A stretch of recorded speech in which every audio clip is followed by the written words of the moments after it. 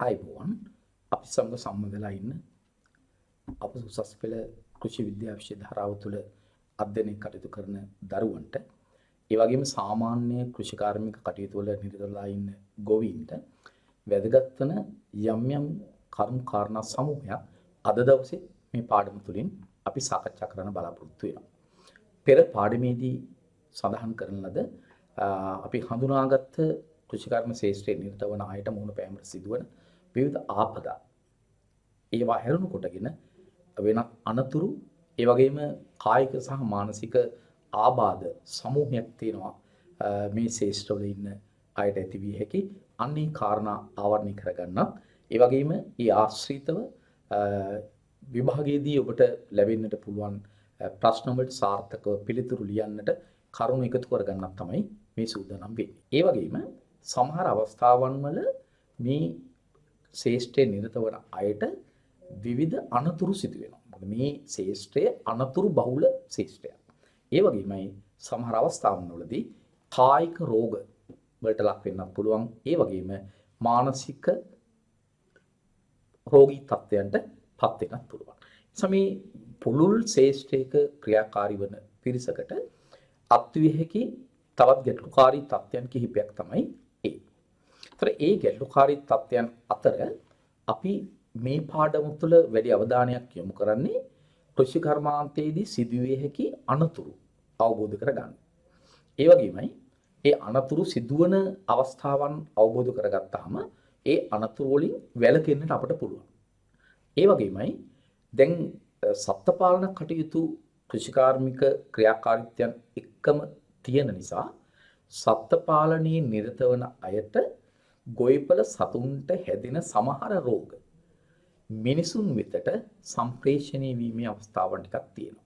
අන්න ඒ නිසා සංක්‍රමණික රෝග මේ දෙගොල්ල අතර හුවමාරු විය හැකි හුවමාරු වන සංක්‍රමණික රෝග කිහිපයක් තියෙනවා අපට අධ්‍යයනය කරන්න. ඒවා මේ වෙනකොට සමාජයේ පැතිරිලා ව්‍යාප්ත වෙලා තියෙන රෝගී තත්ත්වයන් වලට පත් වෙලා තියෙනවා. ඒ වගේමයි සමහර අවස්ථාවලදී කෘෂිකාර්මික කටයුතු වල නිරත වන ගොවීන් වගේම ව්‍යවසායකයන් විශේෂයෙන්ම ව්‍යවසායකයන් සමහර ව්‍යාපාරිකයන් විනත් ව්‍යාපාර වලට යෙදීමට තිබෙන මුදල් කෘෂිකාර්මික ව්‍යාපාර වලට යොදවලා තියෙනවා. ඒතර එයාලා විශාල ප්‍රාග්ධන වියදමක් දරලා තියෙනවා. අන්න ඒ වගේ අවස්ථාවක අපි හිතමු අහිතකර දේශෝනික තත්ත්වයක් හේතුවෙන් මුළු වගා කටයුත්තම විනාශ වෙලා ගියා. කුමි වසංගතයක් ආදී මතුවීමෙන් මුළු වගා පද්ධතියම අස්වැන්නම විනාශ වෙලා ගියා. ඒ වගේ අවස්ථාවක එයාලට දරුණු මානසික ආබාධයන් ඇති වෙන්නට පුළුවන්. මානසික පීඩාවන්ට ඒගොල්ලන් ලක් වෙන්න පුළුවන්. කෘෂි ව්‍යවසායකයන්ට මේ කාරණා පොදු වෙනවා. ඒ වගේම ගොවීන්ටත් මේ මානසික ගැටලු ඇති වෙන්න පුළුවන්. අන්න ඒවා මොනවද කොහොමද අපි කළමනාකරණය කරන්නේ කියන එක දැන ගැනීම මේක ව්‍යාපාරයක් කර්මාන්තයක් වශයෙන් රැකියාවක් වශයෙන් කරගෙන යාමේදී වැදගත් වෙන්නට පුළුවන්. ඒ වගේමයි ලංකාවේ කෘෂි කර්මාන්තයේ ආශ්‍රිතව නිරතලා ඉන්න අයට යම් සෞඛ්‍යමය ගැටලුත් තියෙනවා. ඒ වගේම නීතිමය ගැටලුත් තියෙනවා. ලංකාවේ ඉඩම් භාවිතය ඒ වගේම අස්සමු බෙදී යාම ඒ ආදී කාරණා සැලකිලිට ගනිද්දී යම්කිසි නීතිමය රාමුවක් යටතේ තමයි වැඩ කටයුතු සිදු කරන්න වෙන්නේ. ඒ නිසා අපි අන්න ඒ නීතිමය ගැටලු නීතිමය තත්ත්වයන් ටික ආදියත් මේ පාඩම තුළ සාකච්ඡා කරනවා. විශේෂයෙන් මේ නව විෂය නිර්දේශය තුළ තියෙන මේ පාඩම් මෙම පාඩමේ ගොඩක් වෙලාවට රචනා ප්‍රශ්න අහන්න ඉඩ තියෙනවා. රචනා ප්‍රශ්න වලට ගොනු කරගත හැකි කරුණු රාශියක් මේ පාඩම් තුළ සාකච්ඡා වෙනවා. ඒ නිසා මේ ඉදිරියේදී පැවැත්වෙන විභාගයට මුහුණ දීමට බලාපොරොත්තු වෙන සිටින දරුවන්ට ඉතාමත්ම වැදගත් වේවි මේ විෂය කොටස මේ පාඩම තුලින් ආවරණය කරගන්න. අපි එහෙනම් මුලින්ම හොයා බලමු කෘෂිකාර්මික අනතුරක්. යම්කිසි ආපදාවයක් ඇති විය හැකි තත්ත්වයක් තමයි මේ කෘෂිකාර්මික අනතුරක් කියලා කියන්නේ. ඒ වගේ අනතුරු අපි විවිධාකාර තැන්වලනේ විවිධ මට්ටමේ අනතුරු දැකලා තියෙනවා. නමුත් අපි මේ ගොනු කරන්නේ කෘෂිකාර්මික ශාස්ත්‍රයේදී දැකගත හැකි විශේෂිත අනතුරු කිහිපයක් පිළිබඳව. ඉතින් මුලින්ම අපට මතක් වෙන්නේ කෘෂිකාර්මික ශාස්ත්‍රයේදී විවිධ අවස්ථාවන් වල විවිධ ප්‍රමාණයේ කෘෂි උපකරණ භාවිත කරනවා. එතෙන්දී අපි ප්‍රධාන වශයෙන්ම ට්‍රැක්ටර් ඒවට යම් දේවල් පටවලා ඒවා ඇදගෙන යනවා. ඉතින් එහා මෙහා ගෙන යන්න රෝද 2 රෝද 4 ට්‍රැක්ටර් භාවිත කරනවා.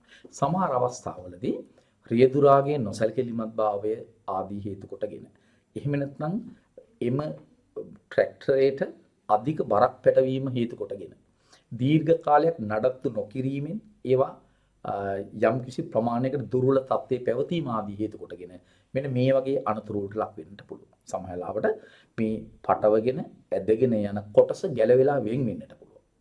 ඒ වගේ මේකේ සමහරට ඒ රෝදවලට හානි සිදු වෙලා මේවා ඇලවීම්, පහත් වීම, පෙරලියම් ආදී සිදු වෙන්න පුළුවන්. ඒ නිසා කෘෂිකාර්මික ශේෂ්ඨවල උපකරණ ආශ්‍රිතව විශේෂයෙන්ම යන්ත්‍ර ආශ්‍රිතව සිදුවිය හැකි අනතුරු රාශියක් තියෙනවා.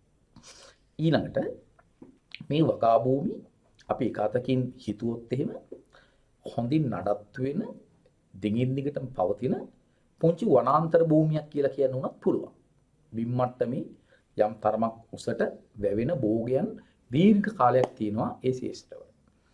ඒ නිසා ඒ වගා භූමි ආශ්‍රිත පරිසරය සර්පයන්ට හිතකර පරිසරයක් ඇති කරලා තියෙනවා. තෙතමනේ ආරක්ෂා වෙලා තියෙනවා. ඒ වගේම ඒ කෘෂි පද්ධතියට වගා පද්ධතියට එන වෙනස් සතුන්, කෘමි සත්තු, ගෙම්බන්, මීයන් වැනි සතුන් ගොදුරු කරගන්නට සර්පයන් මේ ස්ථානවලට ඒක රාශී වෙලා තියෙනවා. ඒ නිසා විවිධාකාරයේ විස සහිත, විස රහිත සර්ප කාණ්ඩ කෘෂිකාර්මික කටයුතු වල නිරත වෙලා ඉන්න අය දෂ්ට කරනවා. එතනින් විස සහිත සර්පයන් දෂ්ට කිරීම ඉතාම දරුණු ඵල විපාක ලබා දෙන කාරණයක් බවට පත් වෙලා තිනවා ලංකාවේ. ඒ නිසා අපි මේ පිළිබඳව කතා කරමු. ඊළඟට මේ කෘෂිකර්ම ශේෂ්ඨ විශේෂයෙන්ම භෝගවගා කරලා තියෙන පද්ධතිවල එක කාලයකට විශාල සමූහ වශයෙන් විශාල ප්‍රදේශයක් පුරා පුෂ්පීකරණය සිදු වෙනවා. අන්න ඒ වගේ කාලවල මේ පුෂ්පවල පරාග ආහාරයට ගන්න කෘමි සතු විශේෂයෙන්ම මීමැස්සන්, දෙබරුන්, බඹරුන් වැනි සතුන් එන්න පුළුවන් ශේෂ්ඨයට. ඇවිල්ලා එයාලගේ කාර්යයන් එයාලා කරන අතර එයාලා හිතුවොත් යම් විදිහකට අපි එම සතුන්ට කරදරයක් කියලා. ඒ සතුන් අපට පහර දෙන්න උත්සාහ කරනවා. ඒ නිසා මේ කෘමීන්ගේ දෂ්ට කිරීම වලට ලක් වෙන අවස්ථා තියෙනවා. ඒක ඉතින් ගොඩක් වෙලාවට මීමැස්සන්, දෙබරුන්, බඹරුන් වගේ සතුන් තමයි මේ දෂ්ට කිරීම වලදී මූලිකව අපට මුණ ගැහෙන්නේ. ඊළඟට සමාජය තුළ මහත් කතාබහට ලක් වෙලා තියෙන සිද්ධියක් තමයි කෘෂි රසායනික ද්‍රව්‍ය භාවිතා කිරීමේදී. කෘෂි රසායනික ද්‍රව්‍ය භාවිතා කිරීමේදී එම රසායනික ද්‍රව්‍ය මිනිසුන්ගේ දේහගත වීම වෙන්නත් පුළුවන්. මොන විවිධ ආකාරයකට. ඒ වායේ තියෙන සමහර විස සංයෝග මිනිස් දේහ තුළ තැන්පත් වීම මිනිසාගේ සෞඛ්‍යයට මහත් තර්ජනයක් ඇති කරපු අවස්ථාවක් තියෙනවා. එහෙනම් විවිධ කෘෂි රසායනික ද්‍රව්‍ය භාවිතා කිරීමේදී විස දේහගත වෙලා මිනිසුන්ට අනතුරු සිදු වෙන්නට පුළුවන්. අපි බලමු මේ අනතුරු තරමක් තවදුරටත් විග්‍රහ කරමින් වගා භූමි ශේෂ්ඨාස්තිත්ව කොහොමද මේ සිදු වෙන්නේ. මූලිකව කෘෂිකාර්මික කටයුතු වල භාවිතා කරන ට්‍රැක්ටර් වගේ උපකරණ බලාපොරොත්තු නොවූ ස්ථානවල බලාපොරොත්තු නොවූ අවස්ථාවලදී පෙරලී යාමට ලක් වෙන්නට පුළුවන්. ඒවට හානි සිදු වෙනවා. ඒ අසල හිටපු අයට හානි සිදු වෙන්න පුළුවන්. ඊළඟට ඒ ධාවනය කරපු අයට හානි සිදු වෙන්න පුළුවන්. ඒ වගේම සමහරට නැවත භාවිතා කළ නොහැකි ආකාරයට එම උපකරණය, එම යන්ත්‍රය කැඩිලා විනාශ වෙලා යන්න පුළුවන් මේ පෙරලී යාම හරහා. ඊළඟට පෙරලී යන්නටත් එහෙම නැත්නම් ක්‍රියාකාරීත්වය බාධා වෙන්නත් බලපාන තව එක කාරණයක් තමයි මේ අධික ලෙස බර පැටවීම. වගා භූමිවල අස්සොන් නෙලන කාලවල සැලකියුතු අස්වැන්නක් නෙලා ගන්නවනේ. ඒවා ප්‍රවාහනය කරද්දී කොහාට හරි තැනකට පුළුවන් තරම් උත්සාහ කරන්නේ එක වාහනයක එක වාරයකදී උපරිම ප්‍රමාණයක් පටවාගෙන ප්‍රවාහනය කරන්න. මොකද ප්‍රවාහන වියදම අඩු කරගන්න එහෙම දෙයකට ගොවින් පෙළඹෙනවා. අන්න එතෙන්දී එම යන්ත්‍රයට එම උපකරණයට දරා ගන්න බැරි බරක් පැටවුවොත් එහෙම මෙන්න මේ විදිහට උපකරණය හසුරව ගන්න බැරුව අනතුරකට ලක් වෙන්න පුළුවන්. මේක සමහර ලාවට තවදුරටත් පෙරලිය යන්න පුළුවන්. එතකොට ධාවනය කරන කෙනා තව සහායකව හිටියනම් ඒ අයට පාරේ යන අයට අනතුරු සිදු වෙන්න පුළුවන්. හදිස්සිය සිදුවන දෙයක් නේ. ඒ නිසා මේ වගේ අනතුරු කෘෂිකාර්මික ශේෂ්ත්‍රවල බහුල වෙනවා. සමහර අවස්ථාවලදී මෙන්න මේ වගේ අනපේක්ෂිත සිද්ධි සිදු වෙන්නත් පුළුවන්. මේ ක්‍රියාකාරී කෘෂි උපකරණ වල ඉන්ධන භාවිත කරනවා. ඒ වගේමයි මේවා විදුලිය භාවිත කරනවා. යම් යම් අහඹු සිදුවීම් වලදී විදුලිය කාන්දු වීමක් කරහා කිනි ගැනීම සිදු වෙන්නට පුළුවන්. එහෙම නැත්නම් විදුලිය අනවශ්‍ය විදිහට පද්ධති හරහා ගමන් කිරීමත් එක්ක කිනි ගැනීම ඇති වෙන්නට පුළුවන්. ඒ නිසා ඉන්ධනක් තියෙනවා විදුලියක් තියෙන නිසා ගිනි ගැනීම බහුල වෙන්න පුළුවන්. හැබැයි ගිනි ගැනීමකදී සිදුවන හානිය අපිට හිතාගන්න බැහැ මොන සීමාවෙද කියලා. සම්පූර්ණ උපකරණය ගිනිගෙන විනාශ වෙන්නට පුළුවන්. සමහරවිට ධාවනය කරන මේක ක්‍රියා කරපු පුද්ගලයාට ඒයින් බේරෙන්න පුළුවන් වෙන අවස්ථාවක් තියෙනවා නොකිය අවස්ථාවක් තියෙනවා.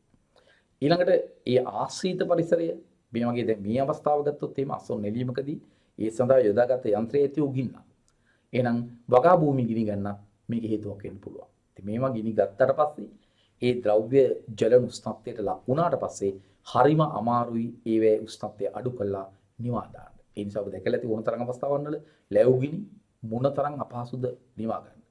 ඊළඟට අපි ගියක් ගොඩනැගිල්ල ගිනි ගත්තොත් මොනතරම් අමාරුද ඒ ගොඩනැගිල්ලේ ගිනි නිවා ගන්න. මොකද අර ජල උෂ්ණත්වයටපත් වුණාට පස්සේ තව තවත් උෂ්ණත්වයේ වැඩිවීමක් වෙනකොට පහසුවෙන් ගිනි ගන්නවා අදාළ ද්‍රව්‍ය. එහෙනම් වගා භූමි සහ කෘෂි උපකරණ ගිනි ගන්නට පුළුවන්, ගිනිගෙන විනාශ වෙන්නට පුළුවන්. ඊළඟට විශේෂයෙන්ම තුවාල වීම. කෘෂිකාර්මිකයන්ට බොහෝ වෙලාවට තියුණු තල භාවිතා කරනවා. අස්වනු නෙලන්න, ගස් කප්පාදු කරන්න, අතු කැබලි කිලි කප්පාදු කරන්න, දෙවමය කර්මාන්තශාලාවල දෙවන ඉපදුන කර්මාන්තශාලාවල දෙව ඉරන්න. එහෙම ගත්තහම තියුණු තල භාවිත අවස්ථාවල් ගොඩක් තියෙනවා. මේ තියුණු තල වලට කැපීම් සිදු වෙනවා. කැපීම් වලදී රුධිරයේ වහන වීමක් වෙනවා. ඒ වගේම රුධිර පීඩනය අඩු වීමෙන් මරණය පවා සිදු වෙන්න පුළුවන් අධික රුධිර වහනයක් ඇති වුණොත්. අන්න ඒ නිසා මේ කැපීම් වලදී අපිට වෛද්‍යවරයෙකු මුණ ගැහෙන්න එහෙම නැත්නම් අපට ඒවෙන් යම්කිසි ආරක්ෂණ වැඩපිළිවෙලකට යන්න සිද්ධ වෙනවා. ඉතින් මුලින්ම මේ කැපුම් වල ස්වභාවය රුධිරයේ වහන වීම ආශ්‍රිතව කැපුමේ බරපතලකම අවබෝධ කරගත්තට කමක් නැහැ. ප්‍රථමාධාර කිරීම ආදිය සමහර අවස්ථාවල කරන්න සිදු වෙන නිසා. තරමක් ගැඹුරට කැපිලා පිරිසිදු රුධිරය වේගයෙන් ගලා යාමක් සිදු වෙනවා නම් රුධිරය විදෙනවා වගේ ගලා යාමක් සිදු වෙනවා නම් ධමනි කැපීමක් සිදු වෙලා තියෙනවා. ධමනි පීඩන තරමක් ගැඹුරුයි. ඒ වගේම හෘද ස්පන්දන වේගයේ ස්පන්දන වන ආකාරයට රුධිරය වහන වෙනවා නම් ධමනි කැපීම. ඊටාම භයානක අවස්ථාවක්. වහාම ඒව දිහා බල බල ඉන්න අවස්ථාවක් නෙමෙයි. වහාම වෛද්‍යවරයෙකු මුණ ගැසිය යුතු රෝගලගත යුතු අවස්ථාවක්. ඊළඟට තරමක් නොගැඹුරු මට්ටමින් තියෙන ශිරා කැපී යන්න පුළුවන්. ඒ වායේ රුධිරය අර විදිහට පොම්ප කිරීමක් ලෙස මුදා හැරෙන්නේ නැහැ. රුධිරය වහන වීමක් සිදු වෙනවා. තරමක් කළු පාට, තද දුඹුරු පාට රුධිරය තමයි වහන වෙන්නේ. මොකද ඒවා අපිරිසුදු රුධිරය. ඒ නිසා එතනින් හඳුන ගන්න පුළුවන් ධමනියක්ද කැපිලා තියෙන්නේ ශිරාවක්ද. ඒ වගේම කේශනාලිකා කැපෙන. ඊටම සුළු කැපීම් වලදී කේශනාලිකා කැපෙන. ඔහේ රුධිරය ස්වල්පයක් ගලාගෙන යනවා. එහෙනම් මේ කැපුමේ ස්වභාවය අවබෝධ කර ගැනීමෙනුත් අදාළ පුද්ගලයාට සිදුවිය හැකි හානිය අඩු කරගන්න පුළුවන්. දරුණු කැපුමකදී වහාම ප්‍රතිකාර කරන්න පුළුවන් නේ. ඊටාම සුළු කැපීමක් සිරීමකදී රුධිරය වහන වීමේදී ඒක අපට මේ මොහොතේ ප්‍රථමාධාර ක්‍රමයක් කරා පාලනය කරගන්න පුළුවන්.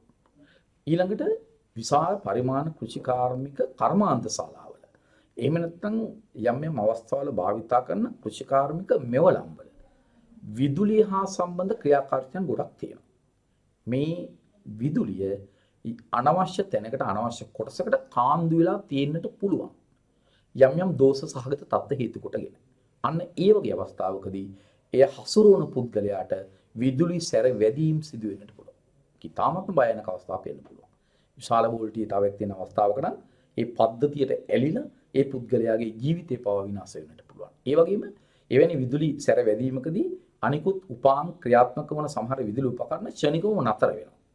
අන්න එතකොට ඒවට විශාල හානියක් සිදු වෙන්න පුළුවන්. නිසා ජීවිත හානි වෙන්න පුළුවන්, පුද්ගලයන්ට හානි වෙන්න පුළුවන්, ඒ වගේම පද්ධතියට හානි වෙන්න පුළුවන්.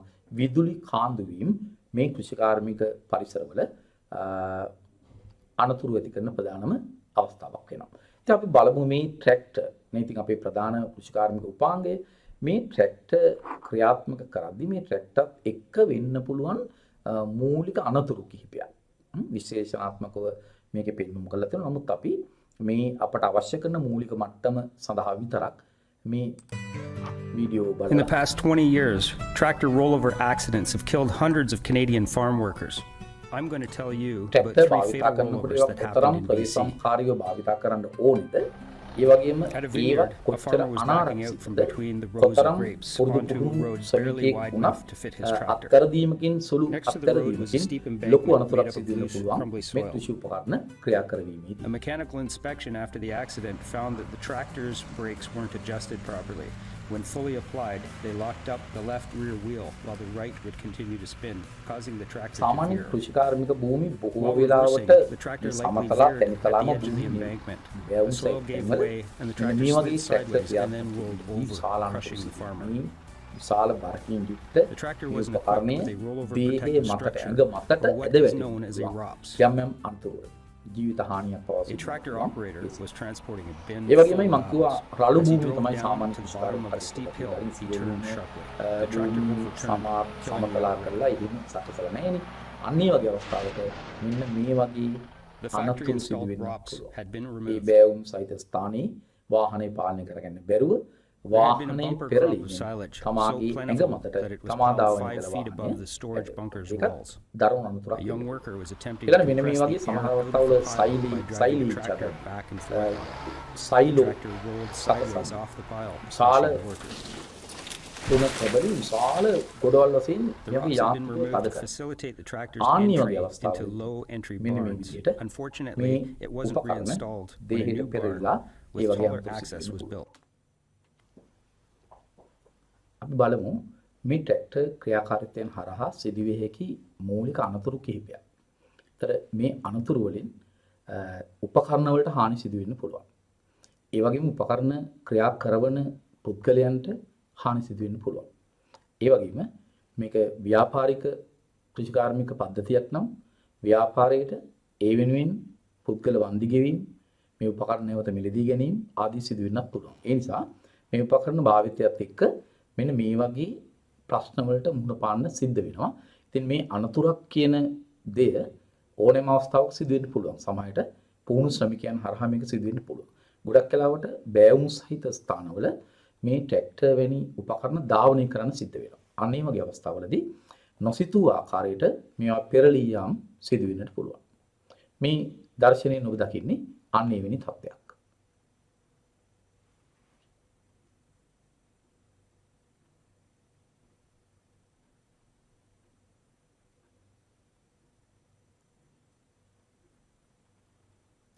ඒ වගේම මේ වගේ වගා භූමි වල මේ බෑවුම් සහිත ස්ථාන විවිධයි. සාමාන්‍ය වගා භූමියක් සමතලා තැනිතලා ලෙස පවතින අවස්ථාවන් අඩුයිනේ.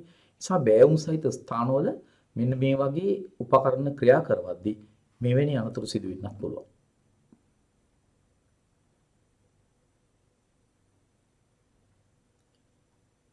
ට්‍රැක්ටරේ තමාගේ දේහය මතටම ඇදලා වැටෙන අවස්ථාවල් ඒ නිසා ජීවිත අනතුරක් සිදු වෙන්න පුළුවන්.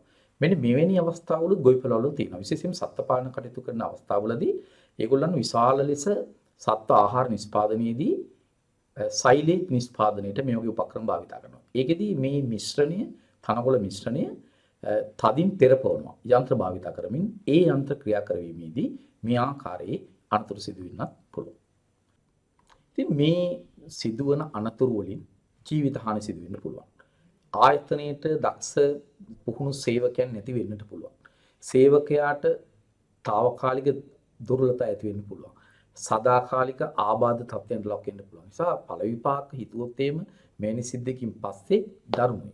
ආයතනයේට වන්දි ගෙවන සිද්ධ වෙන්න පුළුවන් සේවකයාට. ඒ නිසා මේ අනතුරු වළක්වා ගැනීම කෘෂිකාර්මික ව්‍යාපාරික කෘෂිකාර්මික ශාස්ත්‍රයේ නිරත වන අයට හරිම වැදගත් වෙනවා. ඉතින් ඒ සඳහා විශේෂයෙන්ම මේ උපකරණ ක්‍රියා කරන පුද්ගලයන්ට ක්‍රියා කරන අවස්ථාවේදී අඳින්න තියෙන පළඳින්න තියෙන සුවිශේෂී ඇඳුම් සහ පැළඳුම් පැළඳවීමෙන් පළඳගෙන ක්‍රියා කිරීමෙන් මේ අනතුරු ගොඩක් අඩු කරගන්න පුළුවන්. ඒ වගේම උපකරණ භාවිතා කරන හැම මොහොතකම භාවිතයට සුදුසු තත්ත්වයේ තියෙන්නට ඕන. එහෙනම් සෑම භාවිතයකින් හෝ ආසන්න භාවිතා කිහිපයකින් පස්සේ මේවා નિયમિત ලෙස අලුත් වැඩියා කිරීම සහ නඩත්තු කිරීමට ලක් කරන්නට ඕන. ඊළඟ විශේෂයෙන්ම විදුලියත් එක්ක ක්‍රියා කරවද්දී මිනිසුන්ගේ දේහය හරහා විදුලිය කාන්දු වීමට පෙර බිම්ගත කරගත්තොත් එම විදුලිය මිනිසාට සිදුවන හානිය අඩු කරගන්න පුළුවන්. ඒ වගේම ශේෂ්ත්‍රයක යම් කිසි උපකරණයක් ක්‍රියා කරනවා නම් අවට පරිසරයේ බාධා නොවන ආකාරයට ඒවැය තියෙන අනවශ්‍ය කොට ද්‍රව්‍ය ඉවත් කරලා ලිස්සන සුළු භාවයන් ආදී තියෙනවා ඒවා ඉවත් කරලා අවට පරිසරයත් මනා ලෙස සකසා ගැනීමෙන් මේ අනතුරු අඩු කරගන්න පුළුවන්.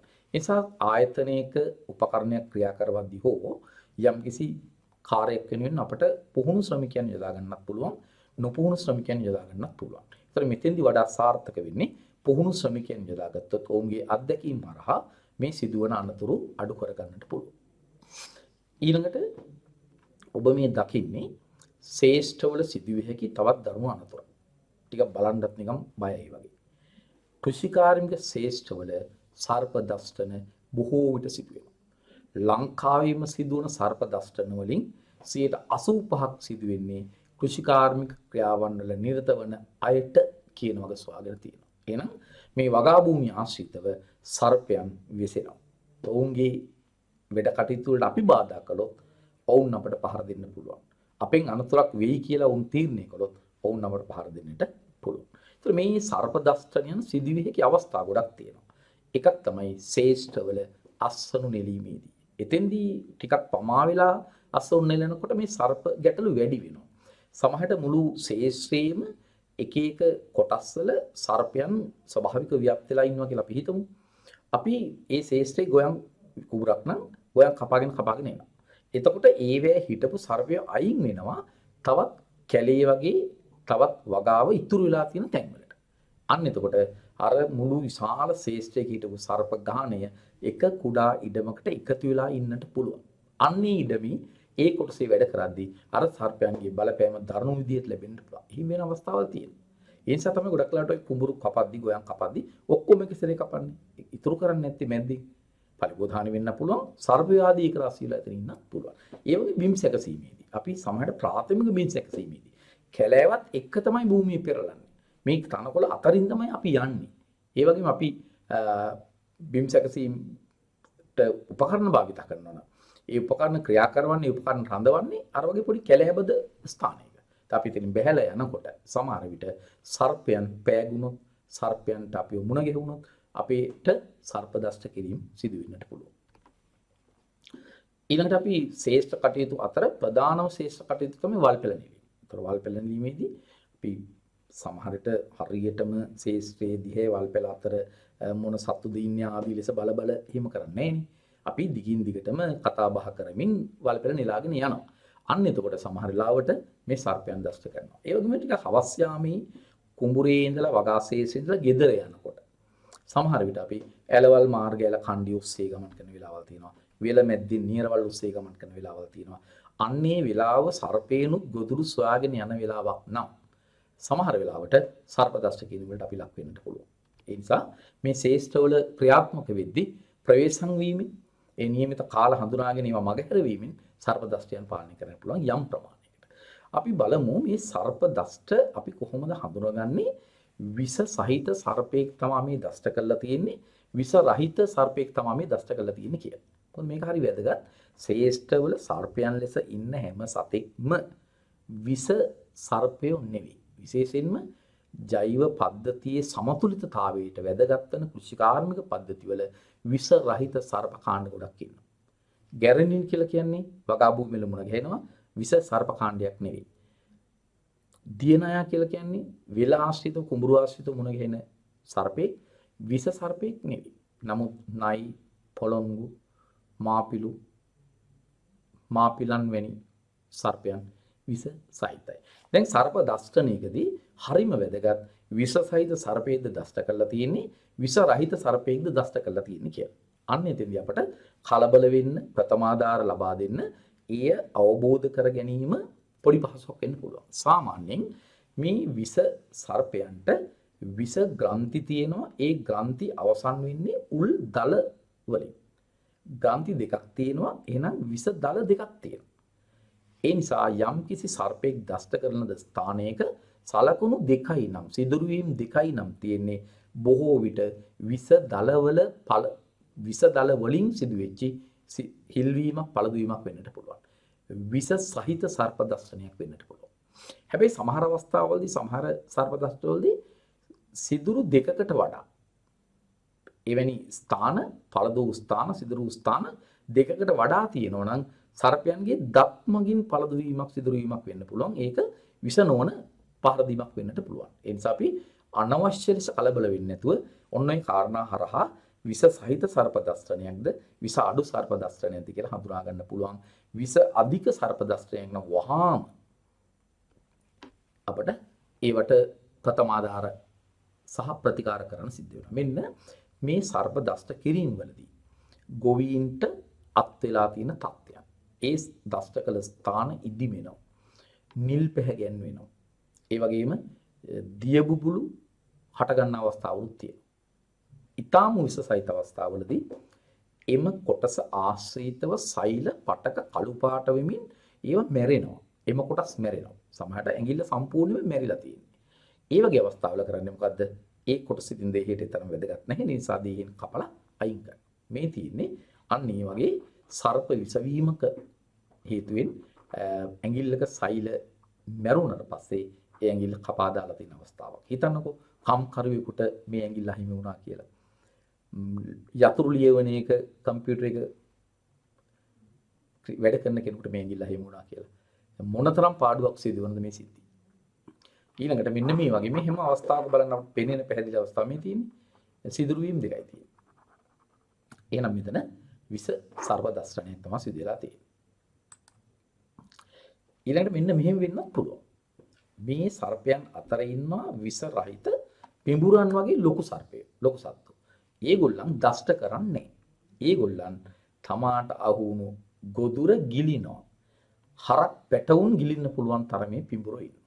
ඉතින් මේක සිදුවෙච්ච දෙයක්ද නොවිච්ච දෙයක්ද කියලා අපි ඒතරම් හිතන්නේ නැතුව හරක් පැටියෙක් ගිලින පිඹුරෙකුට මේ වගේ පුංචි දරුවෙක් ගිලින්න උනත් පුළුවන් කමක් තියෙනවා. ඒ නිසා විශේෂයෙන්ම ඒගොල්ලන් දෂ්ට නොකලාට මේ වගේ ගොවිපළ සත්තු අල්ලාගෙන ගිලින අවස්ථාවල් තියෙනවා. ඒ නිසා ඊටා භයානක අවස්ථාවක් මේ වගේ සර්ප ක්‍රියාකාරීත්වයන් වෙනත් ගැටලු ඇති කරන අවස්ථාවලුත් උදා කරලා තියෙනවා. ඊළඟ මේ සර්ප දෂ්ට වළක්වා ගැනීම අපි මොනවද කළ හැක්කේ කළ යුත්තේ? එකක් තමයි අපි කුණු ගොඩවල් අතින් අවසන්න හොඳ නැහැ. අත් ආවරණ භාවිතා කළාට කමකුත් නැහැ. එහෙම නැත්නම් වෙන රේඛයක් වගේ දෙයකින් මේ කුණු ගොඩවල් එහාට මෙහාට කරනවා නම් වඩාත් හොඳයි. මොකද ඒව අතර සර්පයෝ හැංගිලා බිත්තර දාන්න ඒ තෙතමනේට රැඳිලා ඉන්නට පුළුවන්. ඒ වගේම සර්පයන් වැඩිපුරම ඉන්නේ තනකොළ පඳුරු ඇතුලේ. තරමක් උසට වැවිලා තියෙන තනකොළ පඳුරු ඇතුලේ. මොකද ඒගොල්ලන්ට ආරක්ෂාවක් අවශ්‍යයි. විවෘත ස්ථානවල වැඩි සර්පයෝ ගැවසෙන්නේ නැහැ. ඒ නිසා හැම විටම අනවශ්‍ය තැන්වල තනකොළ උසට වැවෙන්නේ නැතුව කපාදු කරලා දාන්න පුළුවන් නම් මේ සර්ප දෂ්ටන යම් ප්‍රමාණයකට වළක්වා ගන්නට පුළුවන්. හැබැයි සාර්ථක ක්‍රමය වන්නේ මේ ධනිස්ස විතර දක්වා උසට ආරක්ෂිත සපත්තු පැළඳීම. හොඳින් පාද ආවරණය වෙන ආකාරයේ බූට් සපත්තු පළඳින්න පුළුවන්. එතකොට සර්ප දෂ්ටන බොහෝමයක් පාලනය කරගන්න පුළුවන්. ඒ වගේමයි ප්‍රථමාධාර කරනවා නම් සර්පයා දෂ්ට කරපු තැන හෙල්ලෙන්නේ නැතුව පුළුවන් තරම් රෝගියා පුද්ගලයා එහා මෙහා කරන මිසක් එයා ඇවිද්දවන්න වගේ දේවල් කරන්න හොඳ නැහැ. ඒ වගේම විශේෂයෙන්ම මානසික පීඩනයක්, මානසිකව බයක් ඇති කරන්න හොඳ නැහැ කිසිම අවස්ථාවක සර්ප දෂ්ටනයකදී. ඒ වගේම සමහර පුද්ගලයෝ කරනවා විස උරන වගේ කටයුතු ගැන කියනවා. ඒ වගේ වැරදි කාරණාවලට පෙළඹෙන්න හොඳ නැහැ සර්ප දෂ්ටනයකදී. හෙල්ලෙන්නේ නැතුව පුළුවන් තරම් ඉක්මනින් වෛද්‍ය ප්‍රතිකාර ලබා දීම තමයි වඩාත්ම සාර්ථක. ඒතර සර්පයන් පාලනය කරන්න ටිකක් අමාරුයි. ඒ නිසා අපි කරන්නේ මේ සර්පයන්ගේ ක්‍රියාකාරීත්වයන් අධ්‍යයනය කළා අපි ඔවුන්ගෙන් වැළකී ඉන්න උත්සාහ කරනවා. එහෙනම් වියලි කලාපයේ තමයි වඩාත්ම වැඩි සර්ප ගහණයක් කියන්නේ. සර්ප ක්‍රියාකාරී ගොඩක් අඩි වියලි කලාපයේ. වියලි කලාපයේ මෝසන් වැසි ආරම්භ වන කාලයේ සර්ප ක්‍රියාකාරීත්වයන් වැඩි. එහෙනම් වියලි කලාපයේ මෝසන් වැසි ආරම්භ වෙනවා කියලා කියන්නේ වියලි කලාපයට ලැබෙන්නේ ඊසාන දිග මෝසම. වියලි කලාපයේ ඊසාන දිග මෝසන් ආරම්භ වන කාලයේ සර්ප දෂ්ට කිරීම වැඩි වෙන්නත් පුළුවන්. ඒ වගේමයි අධික වර්ෂාපතන සහිත කාලවල පරිසරයේ ඉහළ ආර්ද්‍රතාවයක් තියෙනවා. අන්නේ ඉහළ ආර්ද්‍ර තත්ත්ව සර්ප ක්‍රියාකාරීත්වයන් උත්තේජනය කරන්න පුළුවන්. ඊළඟට වගා භූමිය වල විශේෂයෙන්ම කොහොනේ මීයන් ඉන්නවා, ගෙම්බෝ ඉන්නවා. ආන්නේ වගේ සත්තු දැහ ගන්න, ගිල ගන්න නයි වගේ සත්තු වෙනවා. ඒ නිසා ගොඩක් වෙලාවට කුඹුරු වල මීයෝ ආහාර ලෙස ගන්න ආපු නයි දස්ත කිරීම වලට ලක් වෙනවා. ඒ නිසා මිනිසුන්ට කුඹුරු වලදී මේ වගේ සර්පයන්ගේ දස්තනයන්ට ලක් වෙන්නට වෙනවා. ඊළඟට සර්පය වැඩියෙන්ම ඉන්න ශේෂ්ඨක් තියෙනවා. විශේෂ උප්වගාවේදී. ඒ වගේම තේ වතු වල සහ කුඹුරු වල සර්පයන් වැඩියෙන් ගැවසෙනවා. ඒ නිසා අපි සර්පයන් වැඩියෙන් ගැවසෙන ස්ථාන හඳුනගෙන ඒවා මග හරවලා අපේ කාර්යයන් කරගත්තොත් අපිට මේ බලපෑමෙන් බේරෙන්නට පුළුවන්. මේ නැත්නම් බලපෑම අඩු කරගන්නට පුළුවන්. ඊළඟට අපි මුලින් ඔබට කිව්වා දෂ්ට කළ හැකි කෘමි කාණ්ඩ ඉන්නවා. කෘමීන් දෂ්ට කරන්නේ කොහොමද? මොන කාණ්ඩයේද දෂ්ට කරන්නේ? විශේෂයෙන්ම මීමැස්සන්, දෙබරුන් සහ බඹරුන් කියන කාණ්ඩ දෂ්ට කරනවා. මේ මීමැස්සෝ මේ සත්තු දෂ්ට කිරීමට යොදාගන්නේ එයාලගේ උදරයේ කෙළවර තියෙන තුඩක් වගේ කොටසක්. ඩිම්බ නිදායකය තුඩක් බවට පත් වෙලා තියෙනවා. ඒකේ විස සංයෝගයක් අන්තර්ගත වෙනවා. එහෙනම් මේ එක වතාවක් එක මීමැස්සෙක් දෂ්ට කළාට පස්සේ ඒ දෂ්ට කරපු පුද්ගලයාගේ හම තුල, දේහය තුල අර තුඩ රැඳෙනවා. ඒක ගලවගෙන එක කඩාගෙන තමයි සතා ඉවත් වෙන්නේ. එතනින් පස්සේ ඒ සතා මිය යන්න උනත් පුළුවන්. ඒ නිසා අර ඒ තුඩ ඉතුරු වෙනවා දෂ්ට කිරීමට ලක් වෙච්ච පුද්ගලයාගේ දේහේ. අන්න ඒකේ තියෙන විස හේතු කොටගෙන අධික වේදනාවක්, ඉදිමීමක් වෙන තත්ත්වයක් ඇති වෙනවා. ඒ නිසා ඔය මීමැස්සෝ දෂ්ට කරපු අවස්ථාවල උත්සාහ කළා අර පොඩි අපේ හැම ඇතුලේ රැඳෙන පුංචි තුඩ ඉවත් කරන්න ඕනේ. නැත්නම් ඒක තියෙන තාක්කල් අධික වේදනාවක් දැනෙනවා. ගොඩක් වෙලාවට මේ දෂ්ට කිරීම වලදී ඇති වෙන්නේ අසාත්මිකතා. ඒතර අසාත්මිකතාවයෙන් මුහුණ වගේ තැන්වල දෂ්ට කළොත් එහෙම ප්‍රමුඛව පේනවා. මුහුණ නම් ඉදි වෙනවා. රත් පැහැගෙනවිලා තියෙනවා. ඒ වගේම ශ්වසන අපහසුතාව ඇති වෙන්න පුළුවන් මේ මීමැස්සන් දෂ්ට කිරීමේදී. ඒක සාමාන්‍ය විවහාරයේදී අහලා තියෙනවා. දෙබරුන් දෂ්ට කළාම මීට වඩා විස තත්ත්ව ඇති වෙනවා. බඹරුන් දෂ්ට කළාම මීට වඩා විස තත්ත්ව ඇති වෙනවා. ඒ නිසා සමහර අවස්ථාවලදී දෙබරුන් සහ බඹරුන් දෂ්ට කරලා මිනිස්සු මිය ගිය අවස්ථාවන් පවා තියෙනවා. එහෙනම් මාරාන්තික විසක් සහිත කෘමි කාණ්ඩයක් ඒ දෂ්ටනය කරන සතුන් සංඛ්‍යාව අනුව ඒ විසභාවයේ වෙනසක් වෙනවා. ඊළඟට මීමැස්සන් වගේ සත්තු දෂ්ට කිරීම වළක්වා ගන්නට. ඉතින් අපිට ඒකෙදි නම් ඉතින් හැම වෙලෙම ආරක්ෂිත ඇඳුමක් ඇඳගෙන ශේෂ්ත්‍රේ පුරා ඇවිදින්න බෑ. මේ වගේ සතුන්ගේ දෂ්ට කිරීම වලින් වළක්වා ගන්න කියලා. අපි මීමැස්සන් පාලනය කිරීම, මීමැස්සන් ඇති කිරීම වැනි කටයුතු සිදු කරනවා නම් අපිට තියෙනවා මේ වගේ ආරක්ෂිත ඇඳුමක්. මේ ඇඳුම ඇඳලා මේ මීමැස්සන් ජනපදයක ක්‍රියාකාරීත්වයන් කරන්න පුළුවන්. ඒගොල්ලන් දෂ්ට කිරීම කරන්නේ නැහැ. දෂ්ට කරන්න බෑ මේ ආරක්ෂිත ඇඳුම හේතු කොටගෙන. ඒ වගේම සමහර අවස්ථාවලදී දෙබර කූඩු කඩලා ඉවත් කරන්න. ඒවා ටිකක් ගොඩාක් බලපෑමක් නැහැ. වනාන්තර කැලවල් වල තමයි දෙබර කූඩු තියෙනවා. බඹර කූඩු කඩලා ඉවත් කරන සිදුන අවස්ථාවල් තියෙනවා. මොකද බඹර කූඩු තරමක් ඉහළ ගොඩනැගිලි වල ඉහළ ගස් වල පඳිනවා ස්වභාවිකවම. ඒතර බඹර කූඩුවක් ඇවිස්සුනොත් එහෙම ලොකු අනතුරක් සිදු වෙන්න පුළුවන්. අන්න ඒ නිසා ඒව කඩද්දි මේ වගේ ආරක්ෂිත ඇඳුම් ඇඳගෙන ඒ ජනපදයේ ස්ථානෙන් අයින් කරනවා නම් ඔවුන්ගේ දෂ්ට කිරීම වලින් අපට වැළකෙන්නට පුළුවන්. ඒ වගේම සාමාන්‍යයෙන් මේ කෘමීන්ගේ ක්‍රියාකාරීත්වයන් හරහා මේ දෂ්ට කිරීම පාලනය කරගන්න පුළුවන්. මේගොල්ලන් හවස් කාලයේ ක්‍රියාකාරීත්වය වැඩි. ඒ නිසා වගා ශේෂ්ඨවල හවස් කාලයේ ඇවිදීම පාලනය කරගත්තොත් මේ දෂ්ටනයන්ගෙන් ආරක්ෂා වෙන්නත් පුළුවන්. ඊළඟට කොයි වෙලාවකවත් මීමැසි ජනපදයක කටයුතු කරද්දී තද පාට වර්ණ වලින් යුක්ත ඇඳුම් ඇඳගෙන ගියොත් එimhe අපට අනවශ්‍ය ලෙස දෂ්ටනයන්ට ලක් වෙන්නට සිදු වෙන්න පුළුවන්. ඒ වගේම කොයි වෙලාවකවත් සුවඳ හමන ද්‍රව්‍ය ආලේප කරගෙන යන්න හොඳ නැහැ මේ මීමැසි ජනපදවල වැඩ කටයුතු කරද්දී. ඒ නිසා ඒ වළක්වා ගැනීමේ ක්‍රම හරහා අපට පුළුවන් මේ බලපෑම යම් දුරකට පාලනය කරගන්න. ඊළඟට කෘෂි රසායනික ද්‍රව්‍ය භාවිතා කිරීමෙන් විශාල ප්‍රමාණයකට බලපෑම් ඇති වෙලා තියෙනවා. මේ වෙනකොට බලපෑම් ඇති වෙලා තියෙන නිසා දැඩි ලෙස කතා බහට ලක් වෙලා තියෙනවා සමාජයේ මේ කෘෂි රසායනික ද්‍රව්‍ය භාවිතය හා සම්බන්ධ කාරණා. ඒතර මොනවද ප්‍රධාන කෘෂි රසායනික ද්‍රව්‍ය කියලා කියන්නේ? දරුවෝ දැනගන්න කෘෂි රසායනික ද්‍රව්‍ය කියන පොදු නාමයක්. ඒක ඇතුලේ මොනවද තියෙන්නේ? වල්නාශක කියලා කියන්නේ ප්‍රධාන කෘෂි රසායනික ද්‍රව්‍යයක්. කෘමිනාශක පලිබෝධක කෘමීන් පාලනය කරන්න භාවිත කරන රසායනික ද්‍රව්‍ය. දිලීර පාලනය කරන දිලීර නාශක. ඒ වගේම රසායනික පොහොර කියන්නේ කෘෂි රසායනික ද්‍රව්‍ය. එහෙනම් මේවා බහුල ලෙස භාවිත කරනවා වගා ශ්‍රේෂ්ඨ. මේ භාවිත කරන මේ රසායනික ද්‍රව්‍ය ආස්වාසයෙන් යොදන්නාට අවට ඉන්න පුද්ගලයන්ගේ දේහගත වීම වෙන්නට පුළුවන්. ඒ වගේමයි යෙදීමේදී හරි යොදන දෙයක් තව කෙනෙකුගේ සමෙහි දැවටීමේ වගේ දේහි බාහිරින් තැවරෙන්නට පුළුවන්. අන්නේ තැවරුණු ස්ථානයෙන් ඇතුල් විය හැකි විස සංයෝගත් මේ රසායනික ද්‍රව්‍ය වල තියෙනවා. ඒ වගේම ගොඩක් වෙලාවට සමහර ගොවීන් අස්වනු නෙලන්නට ඉතාමත්ම ආසන්න කාලවල සමහර අය නම් නෙල්ලා තියෙන අස්වැන්න වලට කෘෂි රසායනික ද්‍රව්‍ය යොදනවා කියලා තොරතුරු තියෙනවා. අන්න එතකොට ඒවා ආහාර ලෙස ගත්තොත් අපට ඒ ආහාර ද්‍රව්‍ය සමග එම රසායනිකය දෙහගත වෙන්නට පුළුවන්. මෙන්න මේ විදිහට මිනිස් දේහය තුළට කෘෂි රසායනික ද්‍රව්‍ය ඇතුල් විය හැකි ආකාර හතරක් තියෙනවා.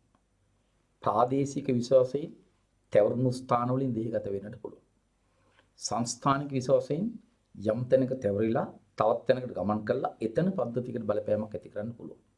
උග්‍ර විස වශයෙන් ආග්‍රහණය වූ සැනින්ම බලපෑමක් ඇති කරන්න පුළුවන්. ඒ වගේම නිදන්ගත විස වශයෙන් දීර්ඝ කාලයක් තිස්සේ දෙහගත වෙලා පසු කාලීන දිගු කාලීන බලපෑම් ඇති කරන්නට පුළුවන්. අන්න ඒ මොන ආකාරයකට කෘමිනාශක ද්‍රව්‍යයක් කෘෂි රසායනික ද්‍රව්‍යයක් දෙහගත වීම සිදු වුණත් මෙන්න මේ වගේ දරුණු ආසාදිත තත්ත්ව දරුණු රෝග තත්ත්වවලට මිනිසා ලක් වෙන්න පුළුවන්. හෘද රෝග ඇති වෙන්න පුළුවන්. ශ්වසන රෝග ඇති වෙන්න පුළුවන්. වඩාත් ජනප්‍රියයි වකුගඩු රෝග. කෘෂි රසායනික ද්‍රව්‍ය වල තියෙන සමහර බැරලෝහ වර්ග දෙහගත වෙලා යම් යම් පද්ධතීන්ගේ ක්‍රියාකාරීත්වයට බාධා ඇති කරලා වකුගඩු රෝග හදලා තියෙනවා. ඒ නිසා නිදන්ගත වකුගඩු රෝග කියලා හඳුන්වන්නේ ඒ තත්ත්වය. ඊළඟට පිළිකාමයේ තත්ත්ව. සමහි පිළිකා මූලික වශයෙන්. ඒ වගේම හෘද රෝග, රුධිරය ආශ්‍රිත රෝග, ප්‍රජනක පද්ධතිය ආශ්‍රිත රෝග පවා මේ විස රසායනික ද්‍රව්‍ය හේතු කොටගෙන ඇති වෙන්නට පුළුවන්. ඒ නිසා කෘෂි රසායනික ද්‍රව්‍ය භාවිතයේදී තාමත්ම ප්‍රවේශමෙන් ඒවා භාවිත කරන්න වෙනවා. විශේෂයෙන්ම භාවිත කිරීමට පෙර සැලකිලිමත් විය යුතු කරුණු ගොඩක් තියෙනවා. භාවිත කරන මොහොතේ සැලකිලිමත් විය යුතු කරුණු ගොඩක් තියෙනවා. භාවිත කිරීමෙන් පසුව ක්‍රියා කළ යුත්තේ කෙසේද කියලා දක්වලා තියෙනවා. ඊතරම් ප්‍රවේශමෙන් මේවා පරිහරණය කරන්න සිද්ධ වෙනවා. අපට කෘෂි රසායනික ද්‍රව්‍ය පරිහරණය කරනවා නම් අනිකුත් ක්‍රම අසාර්ථක වූ විට පමණක් මේවා භාවිත කරනවා නම් ඉතාමත්ම හොඳයි. එතෙන්දී අපි යෙදීමේදී සලකා බලන මූලික කරුණු. අපි යොදන රසායනිකයේ ලේබලේ කියවන්නට ඕන. ඒ වගේම අපි ඒ ලේබලේ කියවලා ඒ පිළිබඳ අවබෝධයක් මොන වගේ විස රසායනිකයක්ද මොන වගේ පලිබෝධක වෙනුවෙන්ද යොදන්නේ වගේ අවබෝධයක් ලබා ගන්න ඕනේ. ඊළඟට අපි අතින් යොදන්න බැහැනේ කෘෂි රසායනික ද්‍රව්‍ය. අපි ඒ සඳහා යම් කිසි උපකරණයක් ක්‍රියාත්මක කරන්න ඕනේ. අන්නේ උපකරණයේ ක්‍රියාකාරීත්වය කලින් පරීක්ෂා කරලා බලලා ඒක හොඳින් ක්‍රියා කරනවා නම් තමයි අපි උපකරණේ භාවිත කරන්නේ අදාළ රසායනිකය යොදන්නේ. ඒ වගේම අපිට තියෙනවා යම් යම් පරිමාවල් යම් යම් බර ප්‍රමාණයන් යම් යම් ධාරිතාවයන් වලට අනුව තමයි මේ රසායනික ද්‍රාවණීය මිශ්‍රණය හදා ගන්න ඕනේ. අන්න එතෙන්දී සමහර වෙලාවට සමහර අය යෝගට් කෝපයෙන් 1.2යි පොල් කට්ටෙන් 1.2යි රසායනික ද්‍රව්‍ය අන්තර්ගත මූඩියෙන් 1.2යි ආදී ලෙස තමයි මිනුම් උපකරණ වශයෙන් භාවිත කරන්නේ. ඒ වෙනුවට නිශ්චිත නියමිත සුදුසු මිනුම් උපකරණ භාවිත කරලා ඒ රසායනිකය නියමිත සාන්ද්‍රණයෙන් යුක්ත ද්‍රාවණයක් බවට පත් කරගන්නට ඕන. ඒ වගේමයි යොදන අවස්ථාවේදී විශේෂයෙන්ම ඊටාම හිතකර පාරිසරික තත්ත්වයන් පැහැදිලි අහසක් සහිත වේගවත් සුළඟ නැති වහින්නේ නැති තද අවුව නැති අවස්ථාවක් මේ සඳහා තෝරා ගන්න ඕනේ. විශේෂයෙන්ම විසුරුමක් ලෙස යොදනවා නම් සුළඟේ දිශාව පිළිබඳ අවබෝධයක් ලබාගෙන සුළඟ හමායන දිශාවට ලම්බකව මේ රසායනික ද්‍රව්‍ය යොදන්නට ඕනේ. බොහෝ වෙලාවට උපකරණයේ දැල යම් යම් දෝෂ සහිත නම් රොඩු සහිත අපද්‍රව්‍ය සහිත දියරය ඉසින යන්ත්‍රයේ නොසලේ දක්වා ගමන් කරන්න පුළුවන්. අන්න ඒවා නොසලයට ඇඳිලා නොසලේ අවහිර වෙනවා. බොහෝ දිනේ නොසලය පිඹ පිරිසුදු කරන්න උත්සාහ කරනවා. කිසි විටකවත් නොකළ යුතු කාරණයක්. ඒක පිරිසුදු කරන්න නිර්දේශිත ක්‍රම තියෙනවා. කම්බි කෑල්ලකින් මේ සිදුර විවෘත කරගන්න පුළුවන්. තද පෘෂ්ඨයක් මත ගසලා එහි රැඳී තියෙන අපද්‍රව්‍ය ඉවත් කරගන්න පුළුවන්. ඉරටු කෑල්ලක් වගේ දෙයක් භාවිත කරලා ඒ සිදුර විවෘත කරලා ඒ කොටස් ඉවත් කරගන්න පුළුවන්. ඒ වගේමයි කොයි අවස්ථාවකවත් ආහාර ගනිමින් ටිකක් යොදලා ඇවිල්ලා ආහාර පාන අරගෙන ආයි යෙදීම වගේ දේවල් වලට පෙළඹෙන්න හොඳ නැහැ. ආහාර ගැනීමට පෙර හෝ ආහාර ගැනීමෙන් පසුව තමයි සම්පූර්ණ ආහාර ගැනීමෙන් පසුව හෝ පෙර තමයි මේ යොදනවා නම් යොදන්නට ඕනේ. ඒ වගේමයි මේ අවුවේ එලිමහන් පරිසරයක යොදනකොට දහඩිය දානවා. ස්වභාවයෙන්ම පුරුද්දක් වශයෙන් අපි මුහුණේ දහඩිය පිය දාන අවස්ථාවල් තියෙනවා. මේවැනි අවස්ථාවකදී විශේෂයෙන්ම ඊටාම් හොඳින් මතක තියාගන්න ඕනේ දහඩිය පිස දැමීම ආදිය නොකළ යුතුයි. අනේ විදිහට තමාගේ ආරක්ෂාවත් ගැන හිතලා ඒ වගේම භෝගවල පරිසරයේ ආරක්ෂාවත් ගැන හිතලා තමයි මේව යොදන්නට ඕන. ඊළඟ යෙදුවාට පස්සේ අපි ක්‍රියාත්මක වන ආකාරය අනුව තවදුරටත් මෙහි අහිතකර බලපෑම් සිදු වුණාද නැද්ද කියන එක තීරණය වෙනවා. ඒ නිසා ඒ යෙදීමේදී හිස්වන වාජනය බඳුන නැවත ප්‍රයෝජනයට ගන්නේ නැහැ. නැවත ප්‍රයෝජනයට ගත නොහැකි ලෙස තලා පොඩි කළා ගැඹුරින් වලලා දාන්නට ඕනේ පුළුවන් නම්. ඒ වගේමයි අපි ඒවා යොදනකොට අපි විශේෂයෙන් ඇඳුම් ආරක්ෂිත ඇඳුම් කට්ටලයකින් සැරසිලා තමයි යොදන්නේ. යෙදූ වහාම යොදලා ඉවර වූ වහාම එමෙ ඇඳුම් සෝදා දැමීම කළ යුතුයි. ඒ වගේම සමහර වෙලාවට අතේ සමහර වෙලාවට ওই රසායනික දියරේ අපේ ඇඟේ තෙවරෙනවා. අන්න ඒ වගේ අවස්ථාවකදී ඒ තෙවරුණු සෑම ස්ථානයක්ම සබන් ගාලා හොඳින් පිරිසිදු කරලා පිරිසිදු ජලයෙන් සෝදා හරින්න ඕනේ. යොදලා ඉවර වෙලා හොඳින් නාන්නට ඕනේ දේහය පිරිසිදු වෙයි. හැබැයි එයින් පස්සේ නිකන් හිස රදයක්, වමනයක්, කලාන්ත ගතියක් ආදී දැනෙනවා නම් වහාම වෛද්‍යවරයෙකුගේ උපදෙස් ප්‍රතිකාර ලබා ගන්නට ඕනේ. රෝහල්ගත වෙන්න ඕනේ. පුළුවන් නම් අන්නේ අවස්ථාවකදී අර තමන් ඉසින් ලද පලිබෝධනාශකයේ හෝ වල්නාශකයේ ලේබලය පුළුවන් නම් රැගෙන ගියොත් වෛද්‍යවරයාට පහසුවක් වෙනවා. එහි විස තත්ත්වය අවබෝධ කරගන්න.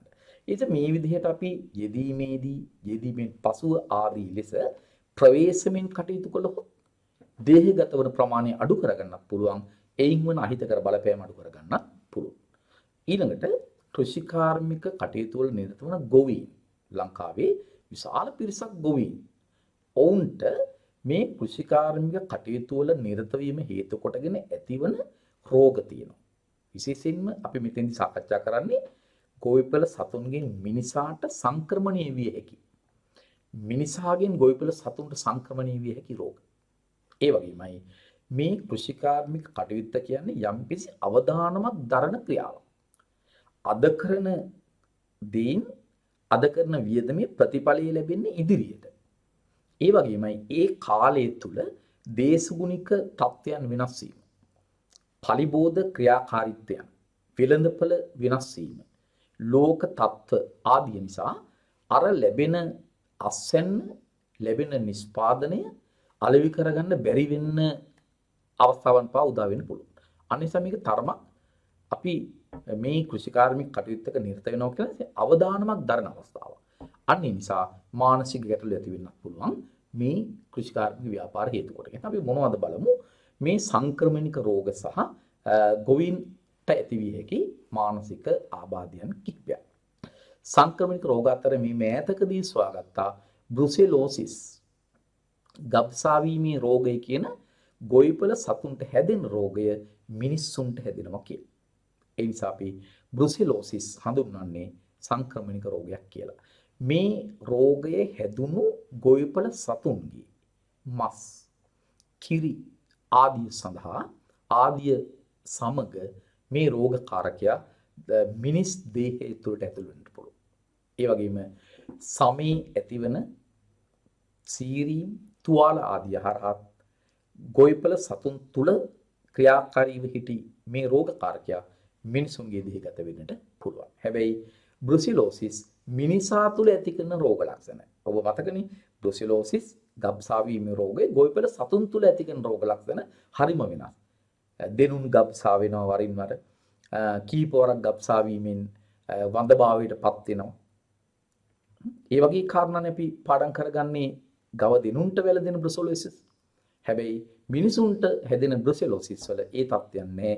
ආහාර රුචිය අඩුවීම, කොන්දේ වේදනාව, වේවුලීම, උණ අඩු සහ වැඩිවීම, ඒ වගේම සන්ධි ඉදිමීම, සන්ධි වේදනාව වැනි රෝග ලක්ෂණ තමයි මිනිසා තුළ පෙන්눔 කරන්නේ. හැබැයි මිනිසාගෙන් ගොවිපළ සතුන්ට, ගවයන්ට, ගවයින්ගේ මිනිසුන්ට පින රෝගේ ව්‍යාප්ත වෙන්නට පුළුවන්. ඊළඟට මේ සංක්‍රමණය පාලනය කරන්න. එහෙනම් අපි ආසාදිත සතුන්ගේ කිරි, මස් ආදිය ආහාරයට නොගෙන ඉන්නට ඕන. ඒ වගේම අනිකුත් සතුන්ගේ කිරි, මස් ආදිය ආහාරයට ගන්නවා නම් මස් හොඳින් පිස ආහාරයට ගැනීම. කිරි අඩුතරමින් පැස්චරීකරණය කරලවත් රෝගකාරක සුද්ධ ජීවීන් විනාශ වන මට්ටමට රත් කළවත් පරිභෝජනය කිරීම. ඒ වගේම සතුන්ගේ තුවාල තියෙනවා නම්, මොකද මිනිසාගෙන් සතුන්ට තුවාල තුලින් ව්‍යාප්ත වෙන්න පුළුවන්. සතුන්ගේ තුවාල වලින් මිනිසාට ව්‍යාප්ත වෙනවා. තුවාල හොඳින් ආවරණය කළා, ඒවට ප්‍රතිකාරයක් කළා, ඒවා ඉක්මනට සුව කර ගැනීමෙන් සංක්‍රමණය යම් දුරකට පාලනය කරන්න පුළුවන්. ඊළඟ සමහරවට මේ සතුන් හසුරුවන්නේ කෑම දෙන්න, සතුන්ට එන්නත් කරන්න, ගර්භණී සතුන්ට ප්‍රසූතියේදී යම් යම් අවස්ථාවල මේ ශ්‍රමිකයන් උදව් කරනවා. ශ්‍රමිකයන්ට මැදිහත් වෙන්න සිද්ධ වෙනවා. අන්න ඒ වගේ අවස්ථාවල ඔවුන් අත් ආවරණ, ආරක්ෂිත ඇඳුම් පැළඳුම් සමග ඒ කටයුතු වලට සම්බන්ධ වෙනවා නම් මේ සංක්‍රමණය යම් දුරකට පාලනය කරගන්නට පුළුවන්. ඒ වගේම මේ බැක්ටීරියා රෝගය, බ්‍රුසෙල්ලා ඇබෝටස් කියන රෝගකාරකය තමයි ගොඩාක් වෙලාවට ගොවිපළ සතුන්ට මේ රෝගය ඇති කරන්නේ. මේක එන්නතක් මගින් පුළුවන් පාලනය කරන්න සතුන් එන්නත් කිරීමෙන් මේ රෝගයේ යම් දුරකට සංක්‍රමණය වීම අඩු කරගන්න පුළුවන්. ඊළඟට මම හිතන්නේ තරමක් ඈත කාලයක සිට ගොවිපළ සතුන්ගෙන් මිනිසාට, මිනිසාගෙන් ගොවිපළ සතුන්ට සම්ප්‍රේෂණ වූ රෝගයක් වශයෙන් තමයි හඳුනගන්නේ ක්ෂය රෝගය. ඒතර ක්ෂය රෝගය රෝගකාරක සුද්ධ ජීවියා මේ සතුන් කාණ්ඩ දෙක අතරම සැරිසරන්න පුළුවන්. විශේෂයෙන්ම ආසාදිත ගවයන්ගේ ශ්වසන පද්ධතිය තුළ තමයි මේ රෝගකාරකය වර්ධනය වෙන්නේ වැඩිපුර.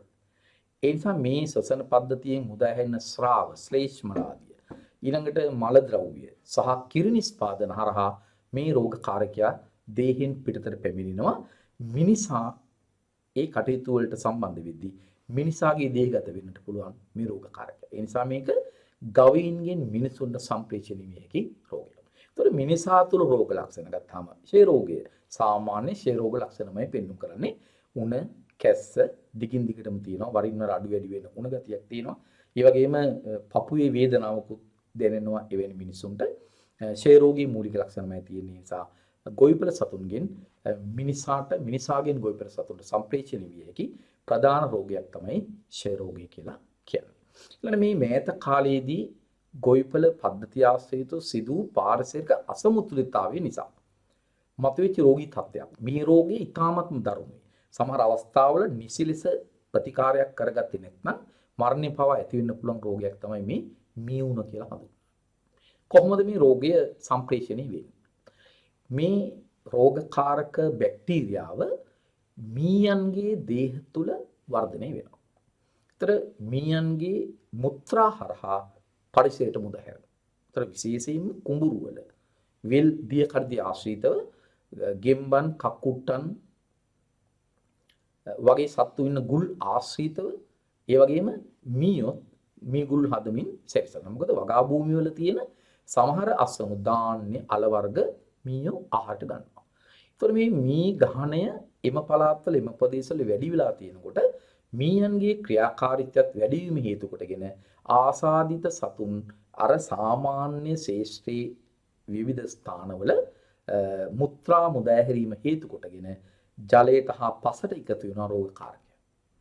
අන්න ඒ වගේ රෝගකාරකයෙක් ඉන්න ස්ථානයක පුද්ගලයෙක් වැඩ කළොත්, මිනිස්සෙක් ගමන් කළොත් මේ රෝගකාරකය ආසාදනය වෙන්න පුළුවන්. හැබැයි ඒ පුද්ගලයාගේ පාදවල ඊටාම සුළු සීරීම් තුලින් පවා මේ රෝගකාරකයට ඇතුළු වෙන්න පුළුවන්. ඒ නිසා මිනිසා තුළ උණ, හිස රදය, ඒ වගේම අධික ඇඟ රිදීම, මස්පිඩු වේදනාව වැනි තත්ත්වයක් තියෙනවා. ඊටාමත්ම දරුණු අවස්ථාවල මරණය පවා සිද්ධ වෙනවා මිනිසාගේ. එහෙමනම් මේ රෝගය මීයන්ගෙන් මිනිසාට, කෘෂිකාර්මික කටයුතු වල නිරත වන මිනිසුන්ට, ගොවීන්ට මීයන් මගින් හැදෙන්න පුළුවන් රෝගයක්. ගොවිපළවල ක්‍රියාකාරීත්වයන් තුල තමයි මේ රෝගය වැඩි. ඒ නිසා මේක ගොවිපළ සතුන්ගේ සම්ප්‍රේෂණ රෝගයක් කියලා හඳුන්වනවා. ගොවිපළ කටයුතු වලදී තමයි මේ රෝගේ වැළඳෙන්නට පුළුවන්. ඒතර මේක පාලනය කරන්න එකක් තමයි කුඹුර වල ඇවිදිනකොට විශේෂයෙන්ම හොඳට පාද ආවරණය වන ආකාරයේ සපත්තු පැළඳගෙන ඇවිදීම. එතකොට සීදීම් තුවාල තිබ්බට ජලයේ හා පසේ රෝගකාරකයක් හිටියට මිනිස් දේහය තුළට ඇතුල් වෙන්නේ නැහැ. ඊළඟට මීයන් පාලනය කරන්න මොනවා හරි ක්‍රමවේද උගුල් ලැටවීම, ඇම තැබීම ආදී ක්‍රමවේද හරහා මී ගහණය අඩු කරගත්තොත් හොඳයි. ඉස්සර නම් ඔය කුඹුරු කියන ජෛව පද්ධතිවල ගැවසෙන දියනයින් සහ වෙනත් සර්ප කාණ්ඩ විසින් මේ මීයන් ගොදුරු කරගන්නවා. අන්න එතකොට මී ගහණය අඩුයි. ඔය රෝගී තත්ත්ව එතරම් වාර්තා වෙන්නේ නැහැ.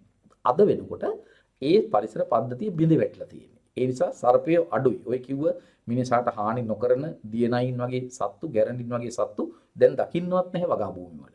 ඒ නිසා මීයන්ගේ ගහණය වැඩි වෙලා තියෙනවා. ඒ නිසා මී උණ දරුණු රෝගයක් බවට පත් වෙලා තියෙනවා. රෝගීන්ට නිසි කාලයේදී ප්‍රතිකාර කළොත් ප්‍රතිජීවක දීලා රෝගියා බේර ගන්න පුළුවන්. ඒ නිසා ඔය විදිහට මී උණ කියන මේ රෝගී තත්ත්වය පාලනය කරගන්න පුළුවන්. ඔන්න ඔය කායික රෝග ටික ඔබට වැදගත් වෙන විභාග මට්ටමේදී උනත් ඒ තමයි බ්‍රුසෙලෝසිස්, ෂය රෝගය, මී උණ වගේ රෝග කෘෂිකාර්මික පද්ධතිය වල වැඩ කරන ගොවීන්ට සතුන්ගෙන් සම්ප්‍රේෂණය විය හැකි රෝග බවට පත් වෙලා තියෙනවා. ඒ වගේම මේ කෘෂිකාර්මික කටයුතු වල නිරත වෙලා ඉන්න ගොවීන්ට වගේම කෘෂි ව්‍යවසායකයන්ට මුහුණ පාන්න සිදුවන යම් යම් තත්ත්වයන් හේතු කොටගෙන මානසික ගැටලු ඇති වෙන්නත් පුළුවන්. එහිදී ඇතිවන ප්‍රධානම මානසික ගැටලුකාරී තත්ත්වය හඳුන්වන්නේ ආතතිය. ස්ට්‍රෙස් කියලා අපි සාමාන්‍යයෙන් හඳුන්වන්නේ ආතතිය. හැබැයි මේ ආතති කියන தත්ත්වය ලේසියෙන් ඇති වෙන්නේ නැහැ. මේ බලන්න ආතතිය අර්ථ දක්වලා තියෙන විදිය ජීවිතයට තර්ජනයක් වන සිදුවීමකදී ජීවිතයට තර්ජනයක් මේ නිසා මගේ ජීවිතේ නැති වේවි. මේ සිද්ධිය නිසා මට ජීවත් වෙන්න බැරි වේවි. මේකෙන් පස්සේ මම ජීවත් වෙලා වැඩක් නැති වේවි වගේ தත්ත්වය හිතුනොත් අදාළ පුද්ගලයාට එයාගේ දේහයෙන් බාහිරයට පෙන්눔 කරන භෞතික ප්‍රතිචාරයක් තමයි ආතතිය කියලා කියන්නේ. ඒතර මේ ආතතිය ඇති වෙන්නට හේතු තියෙනවා කෘෂිකාර්මික ව්‍යාපාරවල හරි කටයුතු වල හරි නිරත වන අයට. භෝග වලට හානි සිදුවේ. දැන් පහුගිය වසරේ ඔබට මතක ඇති බඩේරු වගාවට දරුණු ලෙස හානි කරන පලිබෝධකයෙකු වසංගත තත්ත්වයට පත් වුණා. සේනා දළඹුව. අපි හිතමු මහා පරිමාණ බඩේරු ගොවි මහත්මයෙකුට තමාගේ අස්වැන්න විනාශ වීම, තමාගේ වගා භූමිය කපා හෙලා දැමීම කරන්න සිද්ධ වෙනවා. අන්න එතකොට එයාට ආතතිය ඇති වෙන්න පුළුවන්. මොකද ඒක එයාගේ ජීවිතයට පවා තර්ජනාත්මක සිද්ධියක් වෙන්නට පුළුවන්. ඒ වගේමයි ඉල්ලුම අඩුවීම. යම් කිසි කාලයක් ස්ථාවරව තිබෙන යම් කෘෂි නිෂ්පාදනවල ඉල්ලුම් කාලයත් එක්ක යම් යම් අසාමාන්‍ය සිද්ධි හේතු කොටගෙන අඩු වෙන්නට පුළුවන්. දැන් මේ කාලේ ගන්නකො කෘෂිකාර්මික භාණ්ඩ හා සේවා සඳහා තියෙන ඉල්ලුම හොඳටම අඩු වෙලා තියෙනවා. ඒතකොට නිෂ්පාදකයෙක් ගොවියෙක් හිතුවොත් එහෙම එයා තදින් මානසිකව කල්පනා කරන්න පටන් ගත්තොත් එහෙම මේ ආතතිය වෙනි තත්ත්වය ඇති වෙන්න උනත් පුළුවන්. ඒ වගේමයි කෘෂිකාර්මික කටයුතු වලට විශාල වශයෙන් මුදල් වියදම් කරලා තියෙනවානේ. ඉතින් අපිට මේ මුදල් නැවත නොලැබුණොත් මුදල් හිඟ තත්ත්වයකටපත් වුණොත් ගොවි මහත්මිය එහෙම නැත්නම් කෘෂි ව්‍යාපාරිකයෙක් කෘෂි ව්‍යවසායකයෙක් එයාට මේ ගැටලුව ඇති වෙන්න පුළුවන්. ඒ වගේම ගොවිපළෙහි තියෙන කර්මාන්ත ශාලාවේ තියෙන යන්ත්‍රෝපකරණ ක්ෂණිකව ගින්නකින් හරි සොරසතු ක්‍රියාකාරීත්වයකින් හරි විනාශ වෙලා ගියොත් ඔහු හිතන්න පුළුවන් මං ඉදිරියට කොහොමද මේ මගේ ක්‍රියාකාරීත්වයන් කරගෙන යන්නේ. ඔහු ආතති තත්ත්වයටපත් වෙන්නට පුළුවන්. ඒ නිසා මේ කෘෂිකාර්මික ශේෂ්ත්‍රයේ නිරත වන අයටත් ඒ වගේම කෘෂි ව්‍යවසායකයන්ටත් මේ ආතතිය කියන ප්‍රශ්නයට මුහුණ පාන්න සිද්ධ වෙන්න පුළුවන්. එවැනි තත්ත්වයකදී මේ පුද්ගලයා හැසිරෙන ආකාරය හරිම නොසන්සුන්, අනවශ්‍ය ලෙස තෙහෙට්ටු ගතිය, නිතර හිස රදේ, නිතර අත් දෙක හිසේ තියාගෙන ඒ හිස රදෙන් මිදෙන්න උත්සාහ කිරීම. රුධිර පීඩනය බැලුවොත් එහෙම එම කාලේදී අධිරුධිර පීඩනය, හැම විටම අධිරුධිර පීඩනය. දවසේ නියමිත වේලාවේ නිින්ද යන්නේ නැහැ. පෙරලි නැත්නම් නිදියන්න උත්සාහ කළත් නිදා ගන්න බැරි තත්යකටපත් වෙනවා. දේහ බර අඩු වෙනවා කාලයත් එක්ක. ඒ නිසා ආතති තත්ත්වය ඒ වගේ වෙනස්කම් මිනිස් චර්යාවන් තුළ ඇති කරන්න සමත් වෙලා තියෙනවා. ආතතිය පාලනය ආතතියට එකවර බෙහෙත් දීලා ප්‍රතිකාරයක් කරලා පාලනය කරන්න අමාරුයි. මොකද මානසික තත්ත්වයක් නේ. ඒක කායික හා මානසික ක්‍රියාකාරීත්වම් දෙකම එකතු කරගෙන තමයි යථා තත්ත්වයටපත් වීම මේ ආතතිය පාලනය කර ගැනීම කරන්න සිද්ධ වෙන්නේ. ඒකෙදි මේ පුද්ගලයා පත් වෙලා ඉන්න ප්‍රධාන ගැටලුව මොකක්ද කියලා ඉස්සෙල්ලා හඳුනා ගන්න ඕනේ. ඊට පස්සේ ඒ ගැටලුව විසඳන්න උදව් කරන්න ඕනේ සැබෑ ලෙසම. එතකොට යාර තත්ත්වෙන් මිදෙන්නට පුළුවන්. ඒ වගේම මෙයාගේ මනස දැන් අවුල් වෙලා තියෙනවා. එතකොට මේ මනස එක තැනක තියාගෙන වැඩ කටයුතු කරන්න පුරුදු පුහුණු වෙන්න වෙනවා. භාවනාමය වැඩසටහන වලින් කරන්නේ ඒක. යම් එක අරමුණක් වෙනුවෙන් මනස එක රාශී කරගෙන දීර්ඝ කාලයක් ඒ අභ්‍යාසයේ යෙදෙනවා. ඒ නිසා මනස වියෝලු කෙනෙකුට භාවනාමය වැඩසටහන් හරහා යම් කිසි සුවයක් ලබා ගන්නට පුළුවන්. ඒ වගේම මනස වෙනත් දිශාවන්ට ගමන් කරවන්න, පොත්පත් කියවන්න යොමු කරවන්න පුළුවන්. ඒ වගේම යම් යම් විනෝදාංශවල නිරත වෙන්න. මේ පීඩාකාරී තත්ත්වෙන් මිදලා සතුටින් සැහැල්ලුවෙන් ජීවත් වෙන්න පියවර ක්‍රමවේද හඳුන්වා දුන්නොත් ඒ වගේ අය යම් දුරකට යථා තත්ත්වයට පත් කරගන්න පුළුවන් පහසුවෙන්. ඊළඟට ව්‍යායාම කිරීම හරහා යම් දුරක් දවසකට ඇවිදීම. එතකොට ගොඩාක් මනස නිදහස් වෙනවා. ආන්නේ වගේ ක්‍රමවේද හරහා ආතතිය පාලනය කරගන්න පුළුවන් මිනිසුන් අතර ඇති වෙනවා. ඊළඟට මේ කායික ගැටලු රෝගයි ඒ වගේම මානසික රෝගවලට අමතරව තවත් ගොවීන්ට මුහුණ පාන්න සිදුවන කෘෂිකාර්මික ශේෂ්ත්‍රයේ ප්‍රශ්න තියෙනවා. ඒවා නීතිමය කොටසට දාලා වෙන් කරගත්තොත් මෙන්න මේ වගේ ගැටලු මෙන්න මේ වගේ ප්‍රශ්න ගොඩක් අපිට මතු කරගන්න පුළුවන්. ලංකාවේ ගොවීන් තවමත් වගා කරන්නේ තමන්ගේම ඉඩම් වල නෙවෙයි. එක්ක අඳ ගොවීන් ලෙස ගොඩක් වී වගා කරුවන් ඉන්නවා. එහෙම නැත්නම් වෙනත් අයගේ ඉඩම් වල තමයි වගා කරන්නේ. එතකොට එයා උත්සාහ කරන්නේ ඒ ඉඩම ඊටාම ඵලදායී ලෙස ලාභදායී ලෙස පවත්වාගෙන යන්න. මොකද ඉඩමේ අයිතිකාරයට යම් කොටසක් දෙන්න ඕනේ. ඒ නිසා ඉඩම් වල අයිතිය සම්බන්ධ ලංකාවේ ගැටලුවක් තියෙනවා. ඒ වගේම භුක්තිය සම්බන්ධව. දැන් සමහර වෙලාවට ඔය ගොඩක් ගොවීන් දේවාල ඉඩම් වල වැඩ කරනවා. විවිධ પરම්පරා වලට අයිති ඉඩම් වල වැඩ කරනවා. එතකොට ඒ ඉඩමේ භුක්තිය සම්පූර්ණයෙන්ම ඒ අදාළ පුද්ගලයාට ඒ ගොවීන්ට ලබා ගන්න බෑ. ඒයින් කොටසක් දෙන්න ඕනේ අදාළ හිමිකාරයාට. ඒකටත් එච්චර ගොවීන් කැමති නෑ. ඊළඟ රක්ෂණය කරන්න අවස්ථාවන් අඩුයි. රක්ෂණය කළත් රක්ෂණ වන්දි ලබා ගැනීමේ යම් යම් ගැටලු පවතින නියමිත කාලයව ලැබෙන්නේ නැහැ. යමකී ලබා ගැනීමේ ක්‍රියාවලිය හරිම කරදරකාරී. ගොවීන් ඒවට වැඩි සම්බන්ධ වෙන්නේ නැහැ.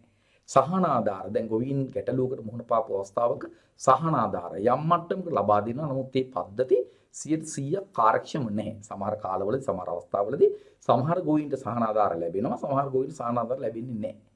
ඊළඟට අපි හිතමු ලංකාවේ ගොවි මහත්මියෙක් යම් කිසි නිෂ්පාදනයක් විදේශ වෙළඳපළට ඉදිරිපත් කරන්න අරමුණින් නිෂ්පාදනය කරනවා කියලා.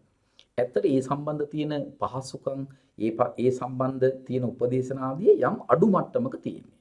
ඒ අපට එකවර ඉක්මනින් කෙටි කාලයක් තුළ ලෝක වෙළඳපළට අපි නිෂ්පාදනයක් යොමු කරන්න බෑ. අපිට ඒ සඳහා ගොඩාක් අවහිරතා තියෙනවා. ඒ නීතිමය තත්ත්වයන්. ඒ නීතිමය අවහිරතා නිසා අපට ඒ වැඩ කටයුතු බාධා වෙලා තියෙනවා. ඊළඟට විශේෂයෙන්ම මේ ගෙන්නන ලද කෘෂි රසායනික ද්‍රව්‍ය වල ගුණාත්මය සම්බන්ධ. ගුණාත්මයෙන් අඩුයි කියන සමහර කාලවල අනවශ්‍ය ලෙස විස සංයෝග අඩංගුයි කියලා සමහර කාලවල කියනවා. ආන්නේ වගේ ඒ සම්බන්ධ ගැටලුත් තියෙනවා. වගා ණය ලබා ගැනීම සම්බන්ධ. සාමාන්‍ය ව්‍යාපාරික වශයෙන් කටයුත්තක් කරද්දී ණය ලබා ගැනීම කරන දෙයක්. ඒක ලොකු ගැටලුවක් ඇති කරන දෙයක් නෙමෙයි. හැබැයි ඒ ණය වාරික ලෙස හා පොලී ලෙස ගෙවන්නට ඕනේ. ඒ ණය ලබා ගන්නත් ඕනේ, ණය ගෙවන්නත් ඕනේ. අන්න එතකොට ව්‍යාපාර දිනු කරගන්න පුළුවන්. ගොඩක් ව්‍යාපාර ණය අරගෙන තමයි කරගෙන යන්නේ. ඒගොල්ලෝ නිසි ලෙස ණය ගෙවනවා නම් ඒ මූල්‍ය ආයතනයයි ව්‍යාපාරය අතර මනා සම්බන්ධතාවයක් ගොඩනගාගෙන දිනු කරගන්නට පුළුවන්. ඒ වගේම ප්‍රාග්ධනය සම්බන්ධ ප්‍රශ්න තියෙනවා. ලංකාවේ ඔය කෘෂිකාර්මික කටයුතු වෙනුවෙන් තාක්ෂණය ඊතරම්ම යොදා නොගන්නෙත් ඔය ප්‍රාග්ධනය සම්බන්ධ ප්‍රශ්නේදී. විශාල ප්‍රාග්ධන සම්පත් ලංකාවේ ගොවීන්ට නැහැ. එයාලට විශාල මුදල කෘෂි ව්‍යාපාරය වෙනුවෙන් ගොවිතැන වෙනුවෙන් වැය කරන්න බෑ. ඒ නිසා ඒගොල්ලන් තමන්ට තියෙන මුදල් යොදවමින් අඩු ප්‍රාග්ධන ක්‍රියාකාරීත්වයක් පෙන්නනවා අදාළ කෘෂි ව්‍යාපාර තුළ උනා. ඒ වගේම අලෙවිකරණ සම්බන්ධ ගැටලු තියෙනවා. අපිට එකවර ඉහළ මිලකට වෙළඳපොළ නිෂ්පාදනය අලෙවි කරගන්න බෑ. අපි ප්‍රාදේශීයව ඉන්න ගොවීන් නම් ඒගොල්ලන් කෘෂි නිෂ්පාදන එකතු කරන එක අතරමැදියෙකුට තමයි දෙන්නේ. එයා නගරයේ ඉන්න තවත් අතරමැදියෙකුට දෙනවා. එයා තවත් අතරමැදියෙකුට දෙනවා. අන්තිමට පාරිභෝගිකයා අතට යනකොට අතරමැදියන් කිහිප දෙනෙකු හරහා තමයි මේ නිෂ්පාදනය ගිහිල්ලා තියෙන්නේ. ගොවියාගෙන් ඉතාමත්ම අඩු මිලකට මිලදී ගන්නා නිෂ්පාදන පාරිභෝගිකයා අතට යනකොට ඉතා වැඩි මිලකට පරිවර්තනය වෙලා තියෙනවා. එසයි සම්බන්ධයෙන් ඒ අතරමැදිය තමයි වැඩි ප්‍රමාණයක් ලාභ ගන්න. ගොවියාටවත් ඒකෙන් ලොකු වාසියක් එන්නේ නැහැ. පාරිභෝගිකයාට සහනයක් වෙන්නේ නැහැ. ඒ නිසා අලෙවි කරන ක්‍රියාදාමයේ අලෙවි දාමයේ ලංකාවේ ප්‍රශ්න තියෙනවා. සැපයුම් දාමය තමයි ගොඩක් වෙලාවට සිදු වෙන්නේ. අගය එකතු කිරීමේ අගේ දාමය හරහා නිෂ්පාදන පාරිභෝගිකයන් වෙතට යන අවස්ථාවන් අඩුයි සාපේක්ෂව. එහෙනම් මේ නීතිමය ගැටලු කෘෂිකර්මාන්තයේ සම්බන්ධයෙන් තියෙනවා. ඒතර අපි එහෙනම් මේ පාඩම තුල අපි මේ පාඩමේ පළවෙනි කොටස වශයෙන් පහුගිය පාඩමත් මේ පාඩමත් සැලකුවාම කෘෂිකර්මාන්තය කෘෂිකාර්මික කටයුතු වල නිරත වන අයට මුහුණ පාන්න සිදුවන විවිධාකාර ගැටලුකාරී තත්ත්වයන් තමයි සාකච්ඡා කළේ. ඒවා ආපදා වශයෙන් සාකච්ඡා කළා, අනතුරු වශයෙන් හඳුනාගත්තා, කායික රෝග වශයෙන් හඳුනාගත්තා, ඒ වගේම මානසික රෝග වශයෙන් හඳුනාගත්තා. ඒ වගේම නීතිමය ගැටලු තියෙනවා කියලා අවබෝධ කරගත්තා. ඒතර මේ ශේෂ්ඨ මේ එක එක මාතෘකා හරහා ගොනු කරගත්ත කාරණා අපට මෙන්න මේ වගේ ක්‍රියාකාරකම් සඳහා වැදගත් වෙනවා. මේ ක්‍රියාකාරකම් සමහර වෙලාවට ප්‍රශ්න බවට පරිවර්තන වෙලා ඔබ ඉදිරියේදී ලියන්න බලාපොරොත්තු වෙමින් ඉන්න විභාගයට එන්නත් පුළුවන්. ඒ නිසා උත්සාහ කළ බලන්න මේ ක්‍රියාකාරකම් ටික කරන්න ඔබ කෘෂිකර්මාන්තයේදී ඇතිවිය හැකි සංක්‍රමණික රෝග විස්තර කරන්න. එහෙනම් මොනවද සංක්‍රමණික රෝග? ඔබට මොනවද විස්තර කරන්න තියෙන්නේ? ඔබට මුණ ගැහෙනවා සංක්‍රමණික රෝග තුනක්. බ්‍රුසෙලෝසිස්, ඊළඟට ෂේ රෝගය, මීම. කෘෂිකාර්මික පද්ධතිවල අපට මුණ ගැහිච්ච සංක්‍රමණික රෝග. කෘෂිකර්මයේදී ඇතිවිය හැකි මානසික ගැටලු විස්තර කරන්න. මෙන්න මේ හේතු නිසා මානසික ගැටලු ඇති වෙන්න පුළුවන්. එයින් ආතතිය ඇතුළු මානසික ගැටලු රාශිය. ගොවීන්ගේ මානසික ගැටලු අවම කිරීමට ගත හැකි ක්‍රියාමාර්ග පැහැදිලි කරන්න. එහෙනම් යම්කිසි මානසික ගැටලුකාරී තත්යකට ලක් වෙලා යන ගොවි මහත්මයෙක් කෘෂි ව්‍යවසායකයෙක් එයින් මුදවා ගැනීමට මොන වගේ ක්‍රියාමාර්ගද ගත යුත්තේ? ඔහුගේ ප්‍රශ්නය හඳුනා ගැනීම, ඔහුට උදව් කිරීම, ඔහු මානසික ඒකාග්‍රතාවයට සලං වල සම්බන්ධ කිරීම, ආන්නේ වගේ විවිධ අපි මේ පාඩම තුළ සාකච්ඡා කරගත්ත කාරණා ඔබට පිළිතුරක් වශයෙන් ගොනු කරන්න පුළුවන්. එහෙනම් දරුවනේ අපි සාකච්ඡා කළේ 13 වසර 3 වෙනි වාරයට අදාළ නව නිර්දේශය තුල තිබෙන එක් ඉතාමත් වැදගත් පාඩමක්. ඉතින් මේ පාඩම ඔබට පහසු පාඩමක් වේවි කියලා හිතනවා. ඉතින් ඔබ මේ වැඩසටහන් වලට සම්බන්ධ වෙනවා, ඒ දැනුම ලබා ගන්නවා, විභාගයේදී සාර්ථකව පිළිතුරකට ගිහිල්ලා උසස් ලකුණක් අරගෙන ඔබේ ජයග්‍රහණ තහවුරු කරගන්න, ඔබ බලාපොරොත්තු වුණ ජයග්‍රහණ ලබන්නට මේවා උදව් වෙයි කියලා අපි විශ්වාස කරනවා. එහෙනම් නැවතත් තවත් පාඩමක් තුළින් හමු වීමේ බලාපොරොත්තුවෙන් අපි ඔබෙන් සමුගන්නවා.